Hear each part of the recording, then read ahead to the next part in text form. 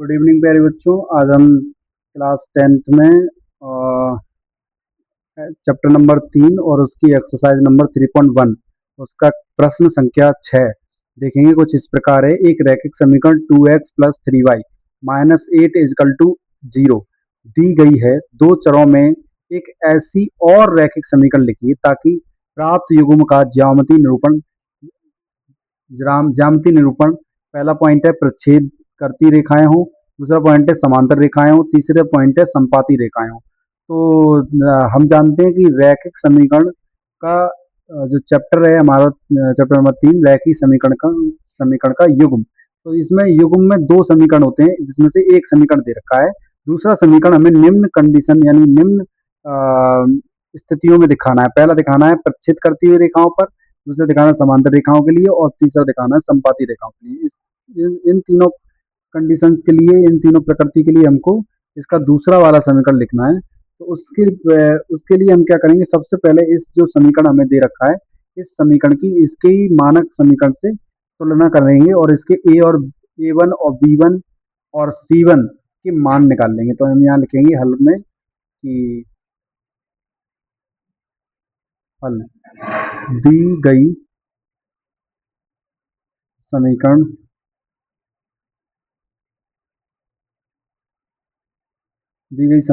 की तुलना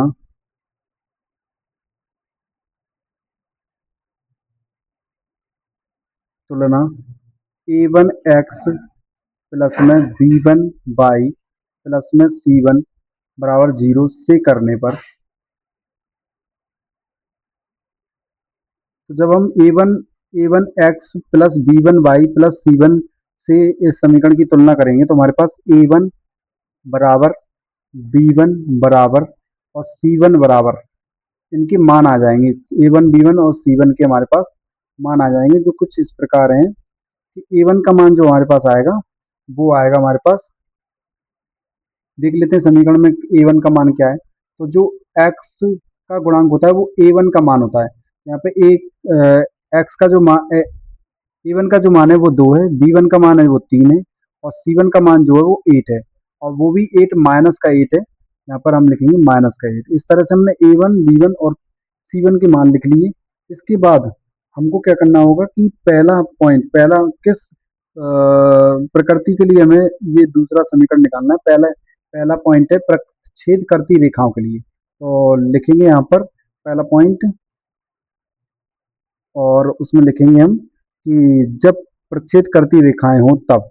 तो जब प्रतिच्छेद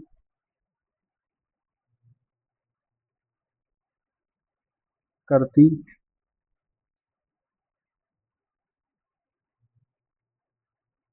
रेखाएं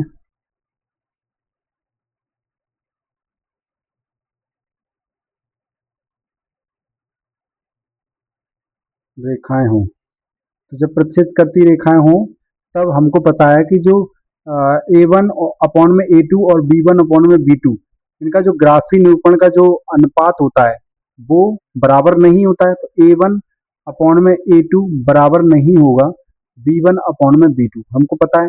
जिसपे हमको A1 और A2 का मान हमको अच्छी तरह से पता है कि A1 और B1 का मान हमको पता है, परंतु A2 और B2 का मान नहीं पता। तो सबसे पहले जो भी हम समीकरण निकाल रहे हैं उसको मान लेंगे कि माना दूसरी समीकरण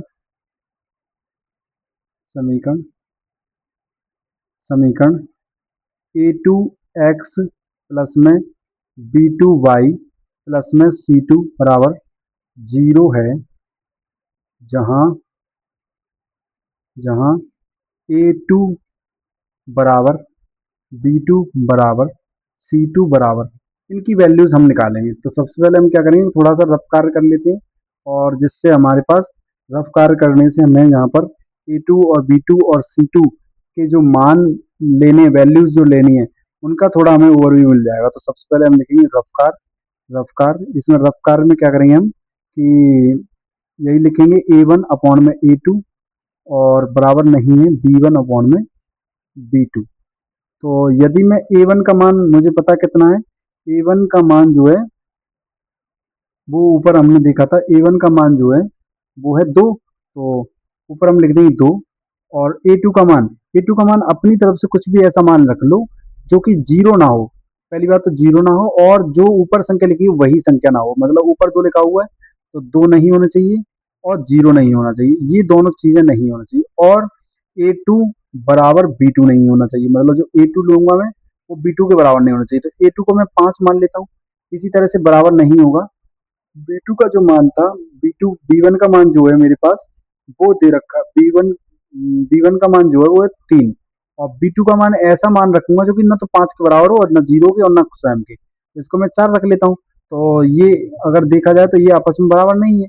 तो अगर देखा जाए तो ए वन और बी वन के जो मान मेरे पास निकल के आए, जो मैंने निकाले हैं वो आए 5 और 4, और सी टू का मान कुछ भी रख लो अपनी तरफ से, मान लो 7 रख लिया। तो इस तरह से A one A two B one A one A two और बी वन बी टू और सी वन सी टू के हमारे पास मान आ जाते हैं। जब ये मान आ जाते हैं ए टू बी टू और सी टू के, जब हमारे पास मान आ जाते हैं तो यही मान हम दूसरे समीकरण जो हमने माना था उसमें रख देंगे। या लिखेंगे यह मान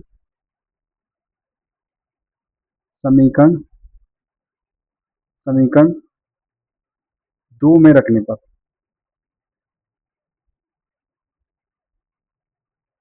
तो दूसरे समीकरण में रख देंगे। तो दूसरा समीकरण हमारे पास क्या था, A two X B two Y और सी टू बराबर जीरो। तो ए टू का मान हमारे पास 5 आ गया, तो 5x प्लस में बी टू का मान हमारे पास 4 आ गया तो 4y, और प्लस में सी टू का मान हमारे पास आ गया 7, तो 7 बराबर में जीरो। तो इस तरह से हमारे पास ये दूसरा समीकरण हमने निकाल दिया, जो कि ये बताते हैं इन दोनों समीकरण के युग्मों से हमें ये पता पड़ता है कि ये दोनों रेखा जो बनेंगी ग्राफ पर निरूपण होगा तो उनकी रेखाएं दोनों आपस में प्रतिच्छेद करेंगी। अब यहाँ पे लिख देंगे इनका अनुपात जो है, इनका अनुपात देखा जाए तो इनका अनुपात ए वन अपॉन में ए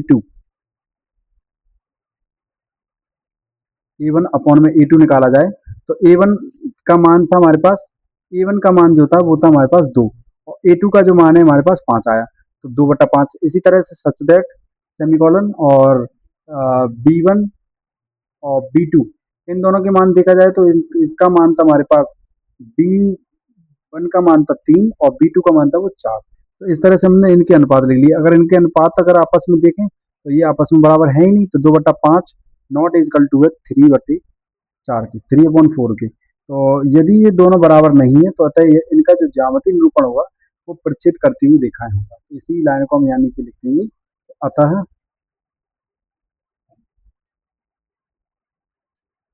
अतः इनका ज्यामितीय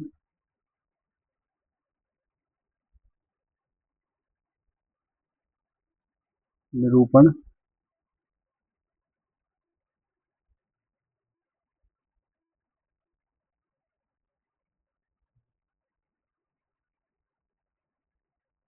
ज्यामितीय निरूपण प्रतिच्छेद करती रेखाएं हैं।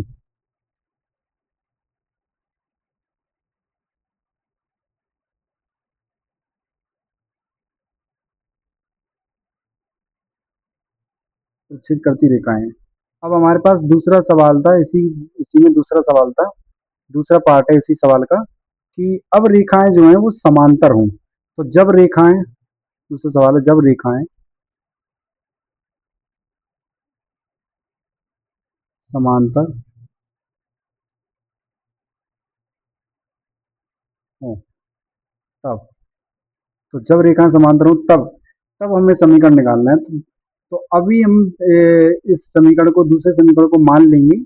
पहले समीकरण से तो हमने ए वन और ए टू और ए वन बी वन और सी वन ये मान हमारे पास हैं पहले के समीकरण से, परंतु दूसरे समीकरण को हम यहाँ पर फिर मान लेंगे, लिखेंगे माना दूसरी समीकरण दूसरी समीकरण ए टू एक्स प्लस में बी टू वाई प्लस में सी टू बराबर जीरो है, जहाँ जहाँ ए टू बराबर बी टू बराबर सी टू बराबर, इस वैल्यूज निकालने हैं। अब इनकी वैल्यूज निकालने के लिए हम फिर दोबारा रफ कार्य करेंगे। रफ कार्य रफ्कार में हम लिखेंगे कब ये रेखाएं आपस में समांतर होती हैं। तो ये जो सब जब रेखाएं समांतर होती हैं तब एक रेशियो मतलब इनकी रेखाओं का जो ग्राफी निरूपण होता है उनमें उनका अनुपात जो है उन A1 A2 और B1 B2 और C1 C2 इनका अनुपात जो होता है उनमें कुछ संबंध होता है। उस संबंध को यहाँ लिख लेंगे हम। तो इस संबंध को इससे ऊपर थोड़ा लिख लेते हैं।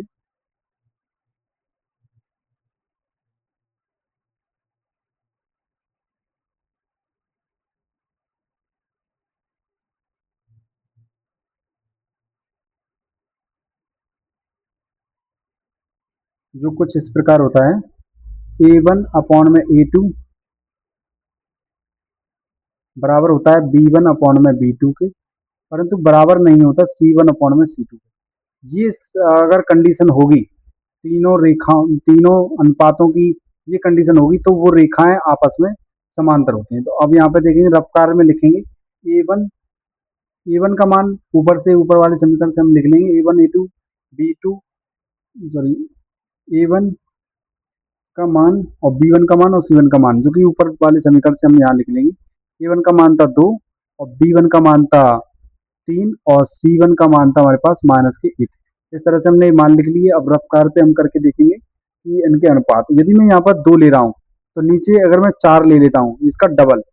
ऐसा क्यों कर रहे हैं क्योंकि हमें इसके B1 और B2 ये जो अनुपात है इनको बराबर लाना है। तो A1/A2 जो मैंने लिया A1/A2 जो लिया उसमें मैंने 2 ले लिया और 2 का डबल। जब भी हमें अनुपात बराबर करने हो तो हम क्या करेंगे डबल ले लेंगे। इसी तरह से हम C1 C2 को देख लेंगे। C1 C2 को इसको हटाते हैं यहाँ से C1 C2 देखते हैं।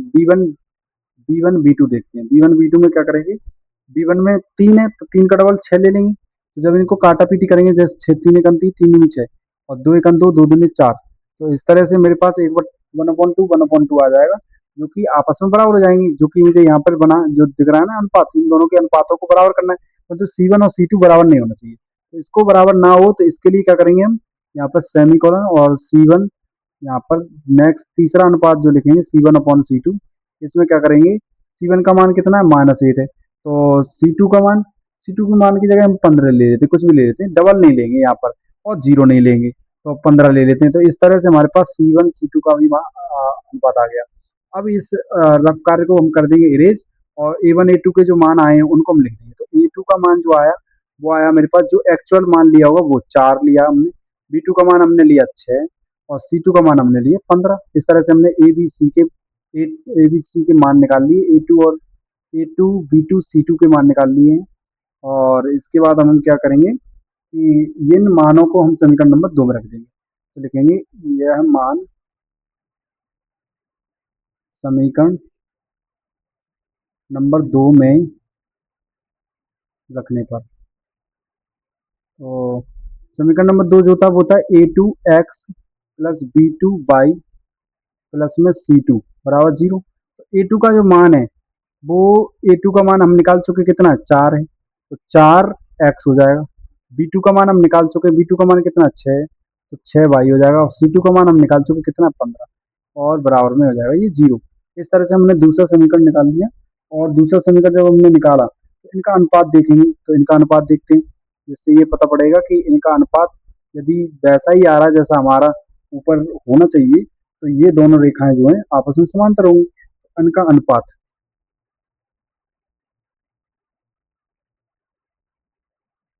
अनुपात देखेंगे तो इनका अनुपात जो है वो है A1/A2 का जो मान है इनका अनुपात देखते हैं। तो इनका अनुपात A1 का मान 2 था और B1 का मान 4 इस बराबर में 3/6 और बराबर में -8/15।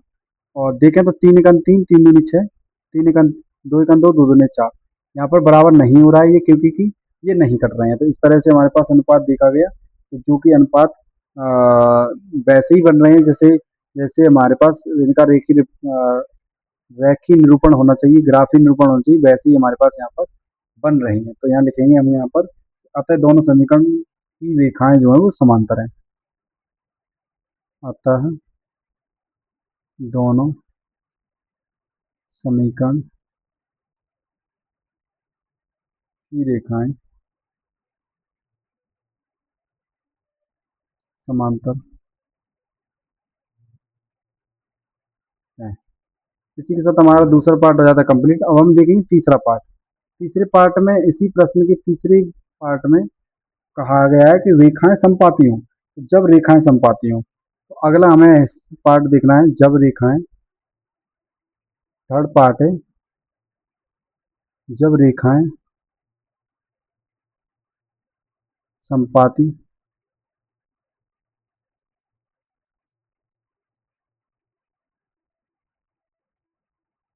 हों। तो जब रेखाएं समपाती होंगी तब तब क्या अनुपात रहेगा? तब अनुपात रहेगा A1/A2 बराबर होगा B1/B2 और बराबर होगा C1/C2।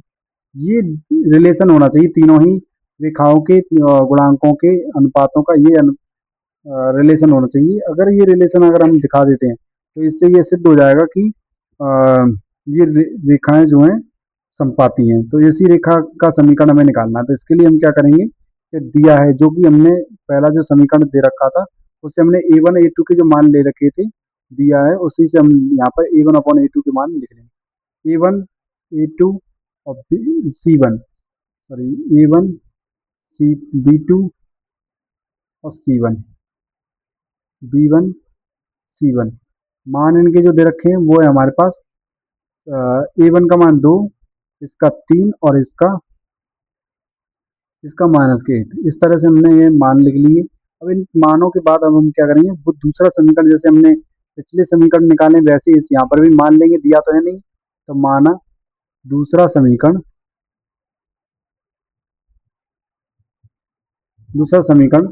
A2x प्लस में B2y प्लस में C2 बराबर 0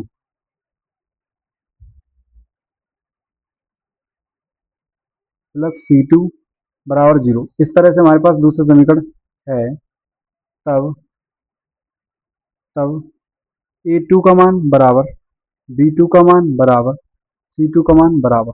तो अब जो ऊपर रिलेशन लिखा हुआ है इसी रिलेशन के आधार पर हम क्या करेंगे, एक रफ कार्य करके देखेंगे और उसमें हम इनके अनुपातों के मान निकालने का प्रयास करेंगे। तो सबसे पहले रफ कार्य लिखेंगे यहाँ पर, रफ कार्य जिसमें हम लिखेंगे A1/A2 बराबर B1/B2 और C1/C2। A1 का मान हमारे पास 2 दे रखा है तो A2 का मान 4 रख लेता हूँ क्योंकि मुझे बराबर अनुपात दिखाने। इस तरह यहाँ 3 दे रखा है तो यहाँ पर 6 रख लेता हूँ। इस तरह ये -8 दिखाना है और यहाँ पर 16 रख दूंगा मैं, क्यों? क्योंकि मुझे पता है कि बराबर जब ही होगा, ऊपर माइनस है तो नीचे भी माइनस ले लूंगा। अगर काटूंगा तो 3 1 3, 3 दूनी 6, 3 2 1 2, 2 दूनी 4। तो इस तरह से ये भी कट जाएगा, 8 1 8, 8 दूनी 16। तो माइनस से माइनस कट जाएगा। तो इस 1/2 तीनों ही अनुपात हमारे पास साफ साफ साफ हमें दिख रहे हैं, 1/2 है। तो जो 1/2 किसकी वजह से आ रहे हैं, इनकी A2 और B2 के जो हमने मान रखे हैं उनकी वजह से। तो A1 का मान हमने क्या रखा था 4, B1 का मान हमने रखा था, B2 का रखा था 6, C2 का हमने रखा था 16 माइनस की। इस तरह से हमारे पास A1,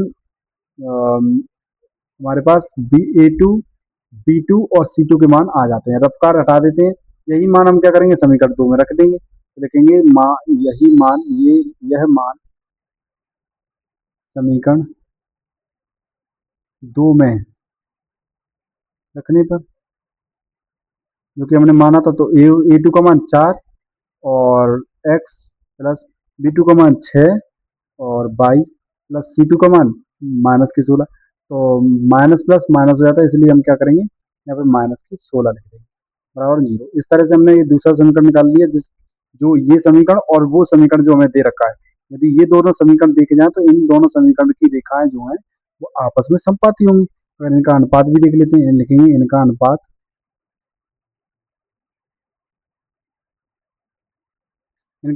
A1 में, ये मत लिखना, लिख करके हम डायरेक्ट लिख देते हैं। A1 का मान जो दे रखा है वो 2 दे रखा है, 2 में पेन चेंज कर लेते हैं और ए ए का मान दे रखा है 2, 2 में 4 और कॉमा, कॉमा नहीं, बराबर का चिन्ह, बराबर का चिन्ह, 3 में 6 बराबर -8 में -16। इस तरह से देखा गया तो क्या पाया कि अनुपात इनके बराबर हैं, तो लिख देंगे अतः दोनों समीकरण की रेखाएं समपाती हैं।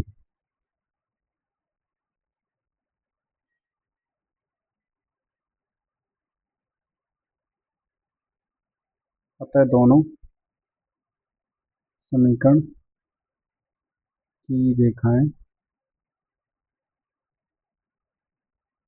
समपाती है। इस तरह से हमारा ये प्रश्न हो जाता है। इसके 3 पार्ट थे, तीनों ही पार्ट हमने कंप्लीट कर लिए हैं। आई होप आपको समझ में आए होंगे। और अगले प्रश्न के लिए अब हम अगली वीडियो में मिलेंगे। सबको जय हिंद।